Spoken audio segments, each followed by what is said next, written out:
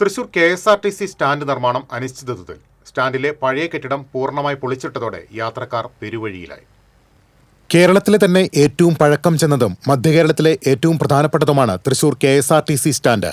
ദിനംപ്രതി നൂറുകണക്കിന് ബസ്സുകൾ വന്നുപോകുന്ന സ്റ്റാൻഡിൽ നിന്നുതിരിയാൻ പോലും ഇടമില്ലാതാകുകയും അപകടങ്ങൾ പതിവാകുകയും ചെയ്തതോടെയാണ് പുതിയ സ്റ്റാൻഡ് നിർമ്മിക്കണമെന്ന ആവശ്യം ശക്തമായത്. ജില്ലയിൽ നിന്നുണ്ടായിരുന്ന മന്ത്രിമാർ അടക്കമുള്ള ജനപ്രതിനിധികളുടെ ശക്തമായ സമ്മർദ്ദത്തെ തുടർന്നാണ് കഴിഞ്ഞ LDF സർക്കാരിന്റെ അവസാന കാലഘട്ടത്തിൽ പുതിയ KSRTC സ്റ്റാൻഡ് നിർമ്മിക്കാൻ അനുമതിയായത്. ഇതിന്റെ ഭാഗമായി സ്റ്റാൻഡിലെ പഴയ കെട്ടിടങ്ങളും ഗ്യാരേജുമെല്ലാം പൊളിച്ചു നീക്കി നിർമ്മാണ പ്രവർത്തനങ്ങൾക്ക് തുടക്കം കുറിച്ചു. സ്റ്റാൻഡിൽ താൽക്കാലിക ടിക്കറ്റ് കൗണ്ടർ ഒരുക്കുകയും DTO ഓഫീസ് ഉൾപ്പെടെ പ്രധാനപ്പെട്ട ഓഫീസുകൾ സെക്ഷൻ സ്റ്റാൻഡിലേക്ക് മാറ്റുകയും ചെയ്തു. എന്നാൽ പുതിയ സർക്കാർ അധികാരമേറ്റതോടെ നിർമ്മാണ പ്രവർത്തനങ്ങൾ നിലച്ച സ്ഥിതിയിലാണ്. സ്റ്റാൻഡിന്റെ മണ്ണ് പരിശോധന അടക്കം പൂർത്തിയായെങ്കിലും പുതിയ MLAയും സർക്കാരും എടുക്കുന്ന തീരുമാനമനുസരിച്ചാണ് ഇനി നിർമ്മാണ പ്രവർത്തനങ്ങൾ മുന്നോട്ടു പോകൂ. ഇതിനിടയിൽ മഴ കൂടിയെത്തിയതോടെ ചെളിക്കുളമായി മാറിയ സ്റ്റാൻഡിലൂടെ നടക്കാൻ പോലുമാകാതെ ജനങ്ങൾ ദുരിതമനുഭവിക്കുകയാണ്. ബജറ്റ് അവതരണത്തിന് ശേഷം മാത്രമേ ഇനി നിർമ്മാണ കാര്യത്തിൽ എന്തെങ്കിലും തീരുമാനമുണ്ടാകുകയുള്ളൂവെന്ന് ഡിപ്പോ അധികൃതർ പറയുന്നു.